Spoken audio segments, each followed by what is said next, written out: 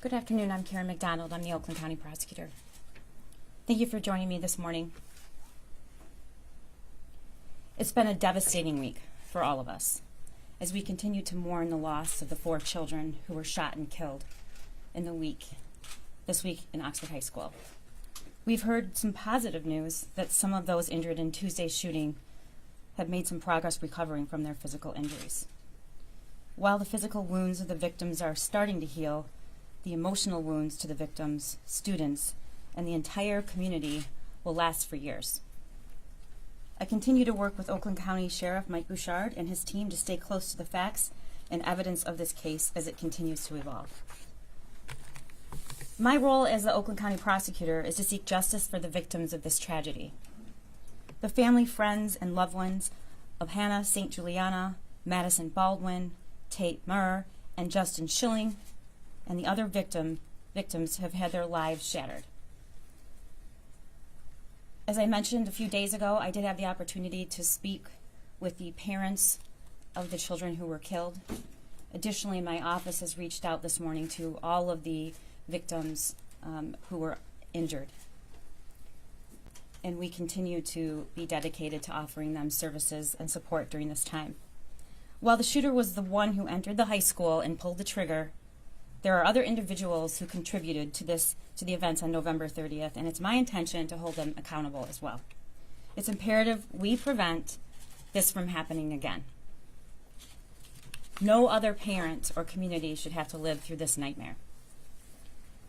I have shared previously, and I will reiterate today, that gun ownership is a right, and with that right comes great responsibility. Based on the information and evidence I have received, today I am announcing charges against the shooter's parents, Jennifer and James Crumbley. The charges are as follows. James Crumbley is charged with 4 counts of involuntary manslaughter. Jennifer Crumbley is also charged with 4 counts of involuntary manslaughter. I will now publish the details that led to that decision and have already previously been made public, which allows me to comment on them in a swear-to that has just taken place in the district court by Detective Tim Willis. The investigation into the school shooting incident at Oxford High School, which occurred on November 30th, 2021, has revealed that James Crumbley purchased a Sig Sauer 9mm model SP 2022 from Acme Shooting Goods in Oxford, Michigan on November 26, 2021. A store employee confirms that Ethan Crumbley was present with James at the time of the purchase. Per statute, James Crumbley completed ATF Form 5309A. On or about November 26, 21, Ethan Crumbley's social media posts reveal photos of the semi-automatic handgun, along with the caption, "Just got my new beauty today," including an emoji with hearts, "Sig Sauer 9mm. Any questions I will answer," end quote. Subsequent to the purchase of that weapon, one of Jennifer Crumbley's social media posts on about 11/27/21 read, quote, "Mom and son day testing out his new Christmas present," end quote. On November 21st, 21, a teacher at the Oxford High School observed Ethan Crumbley searching ammunition on his cell phone during class and reported the same to school officials. Jennifer Crumbley was contacted via voicemail by school personnel regarding that son's inappropriate internet search. School personnel indicate they followed that voicemail up with an email but received no response from either parent. Thereafter, Jennifer Crumbley exchanged text messages about the incident with her son on that day, stating, quote, "LOL, I'm not mad at you. You have to learn not to get caught," end quote. On November 30th, 21, the morning of the shooting, the next day, Ethan Crumbley's teacher came upon a note on Ethan's desk which alarmed her to the point that she took a picture of it on her cell phone. The note contained the following: a drawing of a semi-automatic handgun pointing at the words, quote, "The thoughts won't stop, help me," end quote. In another section of the note was a drawing of a bullet with the following words above that bullet, quote, "Blood everywhere," end quote. Between the drawing of the gun and the bullet is a drawing of a person who appears to have been shot twice and bleeding. Below that figure is a drawing of a laughing emoji. Further down the drawing are the words, quote, "My life is useless," end quote. And to the right of that are the words, quote, "The world is dead," end quote. As a result, James and Jennifer Crumbley were immediately summoned to the school. A school counselor came to the classroom and removed the shooter and brought him to the office with his backpack. Counselor obtained the drawing, but the shooter had already altered it. The drawings of the gun and the bloody figure were scratched out along with the words, "Help me," and "My life is useless." "The world is dead," and "blood everywhere." Those were all altered by him. At the meeting, James and Jennifer Crumbley were shown the drawing and were advised that they were required to get their son into counseling within 48 hours. Both James and Jennifer Crumbley failed to ask their son if he had his gun with him or where his gun was located, and failed to inspect his backpack for the presence of the gun, which he had with him. James and Jennifer Crumbley resisted the idea of then leaving the school at that time, of their son leaving the school at that time. Instead, James and Jennifer Crumbley left the high school without their son. He was returned to the classroom. When the news of the active shooter at Oxford High School had been made public, Jennifer Crumbley texted to her son at 1:22 p.m., quote, "Ethan, don't do it," end quote. At 1:37 p.m., James Crumbley called 911, reporting that a gun was missing from his house and he believed his son may be the shooter. Further investigation revealed that the 6-hour 9mm handgun purchased by James Crumbley was stored unlocked in a drawer in James and Jennifer's bedroom. The gun recovered from the shooter at the school after the shooting was the same gun that was purchased by his father, James Crumbley, on November 26, 2021, in the presence of his son. Based upon the foregoing, the Oakland County Prosecutor's Office requested and received, authorized, we charged 4 counts of involuntary manslaughter as to James Crumbley and 4 counts of involuntary manslaughter as to Jennifer Crumbley.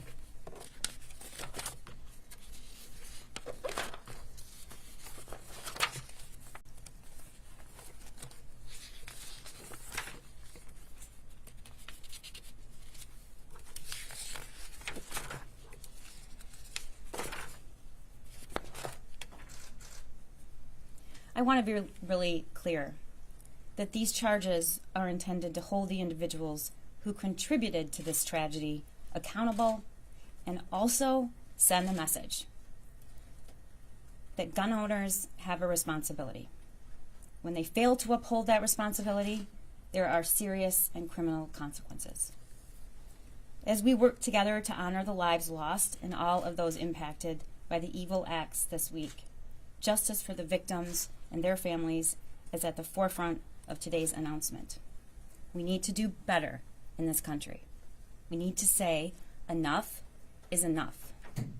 For our kids, our teachers, parents, for all of us in this community and the communities across this nation. Happy to take questions now. Prosecutor. Last night the superintendent One moment. posted, Go ahead, Mr. Chiquette.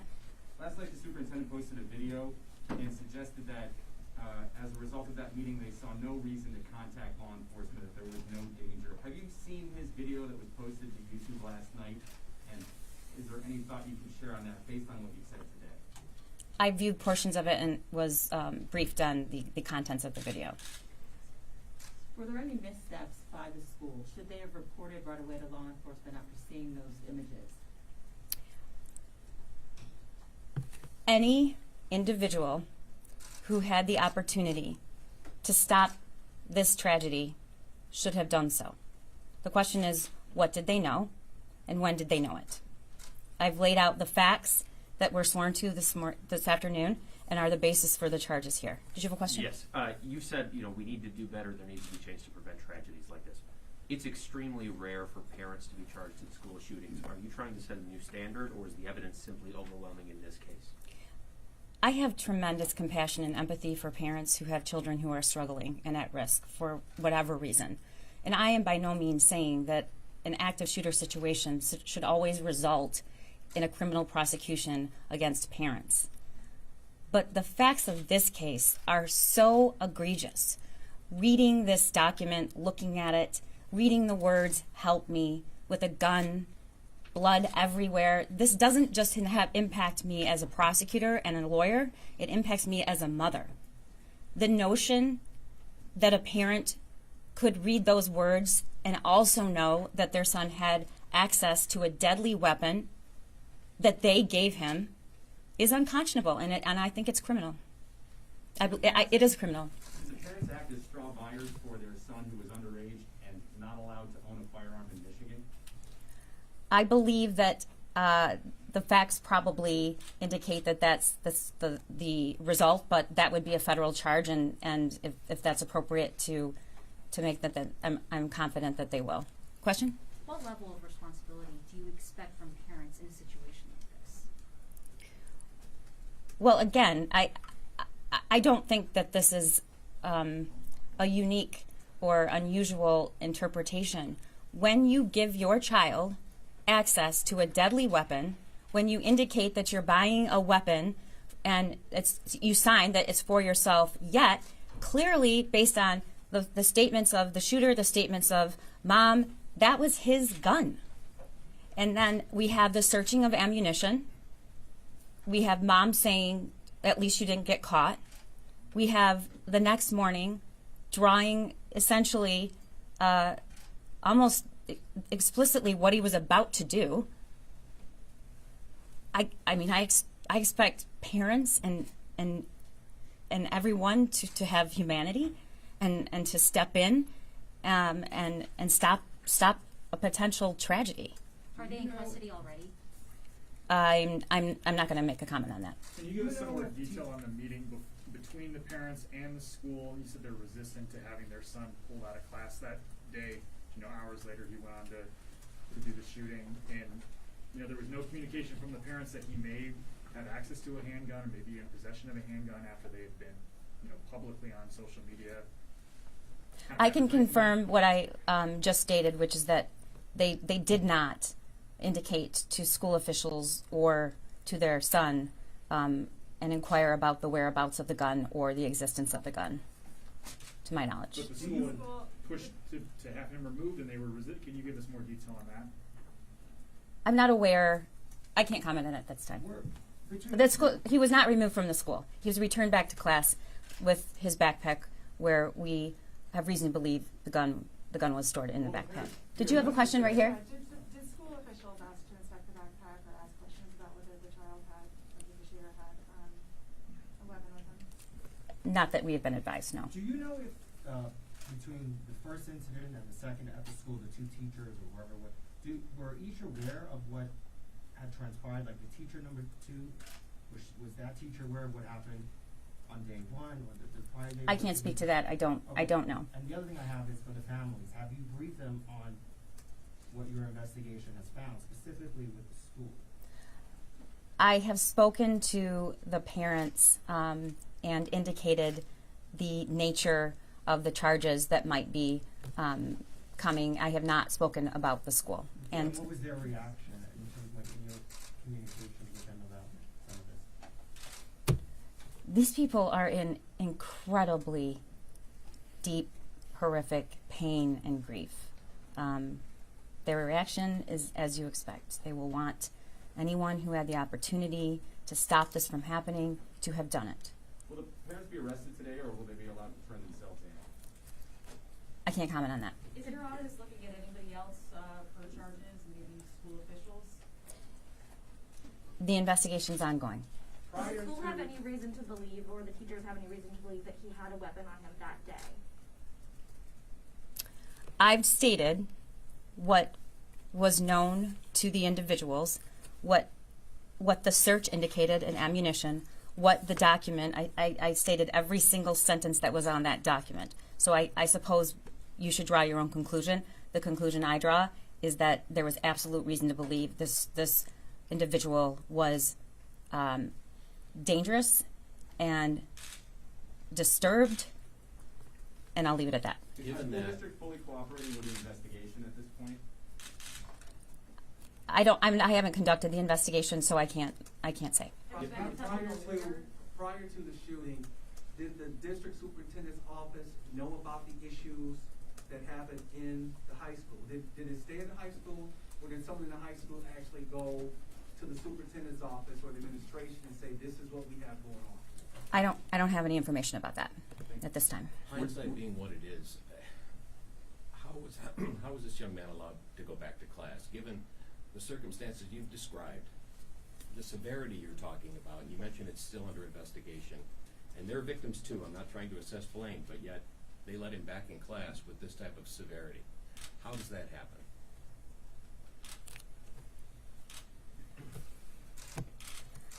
I'm not going to give you a political answer, and I'm not going to cover it for anybody, and I'm just going to say what I think, and that is, of course he shouldn't have gone back to that classroom. Of course he shouldn't have. And I don't have ill feelings or negative feelings about anyone, and but of course he should have. He should not have been allowed to go back to that class. And I believe that that is a universal position, and I'm not going to chastise or attack, but yeah, I mean it. But you have the task of reviewing whether there's criminal negligence there. I do, and then the investigation is ongoing. Were these involuntary manslaughter charges the strongest possible charges you were considering for the parents?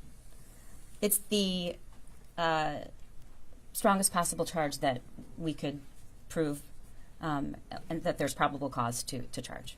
So obviously it's illegal for a minor to own a handgun.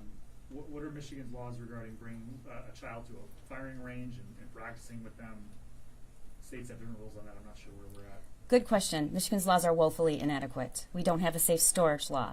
We're not legally required to store your weapon in a safe manner. Children are allowed to attend with their parents so long as their parents is present. So the answer to that question is we don't have strong enough laws. Have you uncovered any evidence from before the gun purchase and the days leading up to this that shows what his state of mind was, were the parents aware what his state of mind was leading up to the day of the shooting? There's evidence about state of mind prior to that day. I can't comment on it, and it is not related to the allegations that we're making at this time. Yes. Were any of the teachers injured in the shooting one of the teachers who made any of the complaints? I don't believe so, but I can't say that for certain. Prosecutor, how long was the plot? You described it as premeditated. How long had it been meditated?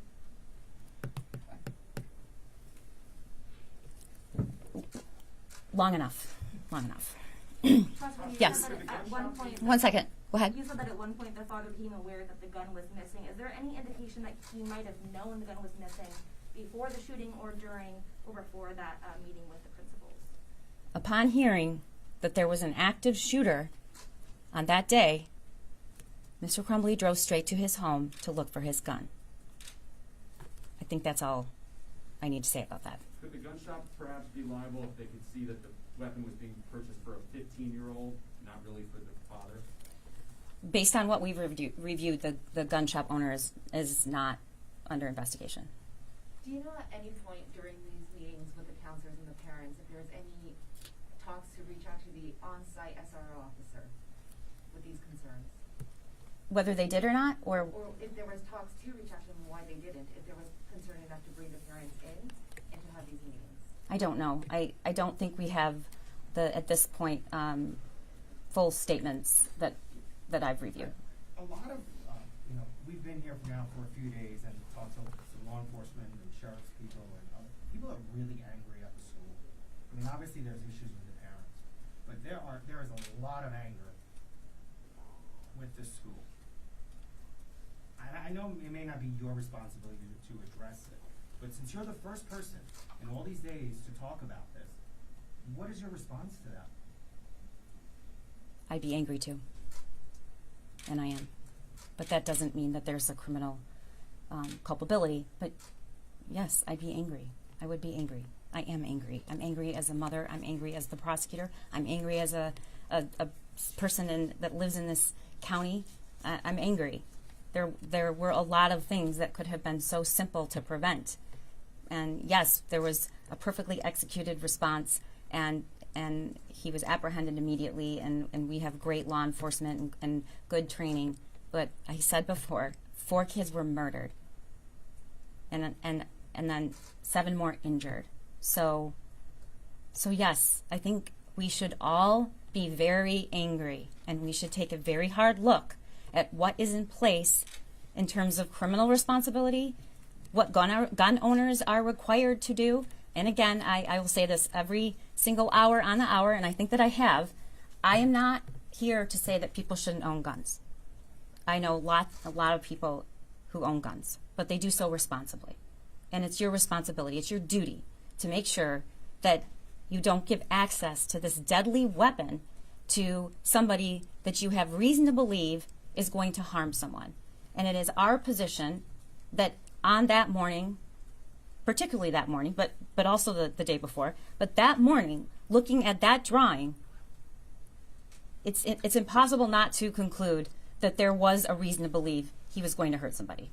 Prosecutor, have you been given any explanation as to why the school resource officer was not included in that meeting that morning at the school? I don't have any information. One more question, yes? I have 2. Yes. Thank you. Mm-hmm. Can you confirm the date that Ethan, or the suspect, was searching about ammo on his phone? It was the day before the shooting. Okay. And can you confirm the name of the gun shop where they got it? Where they got the gun? It was Acme. And then one more question. You said 2. Were Okay. classes were they on Zoom the days leading up to Thanksgiving, and was that related to this threat? I can't speak to that. I know that there were in-person classes on that day. Thank you very much. Thank you, everyone. Thank you. Prosecutor.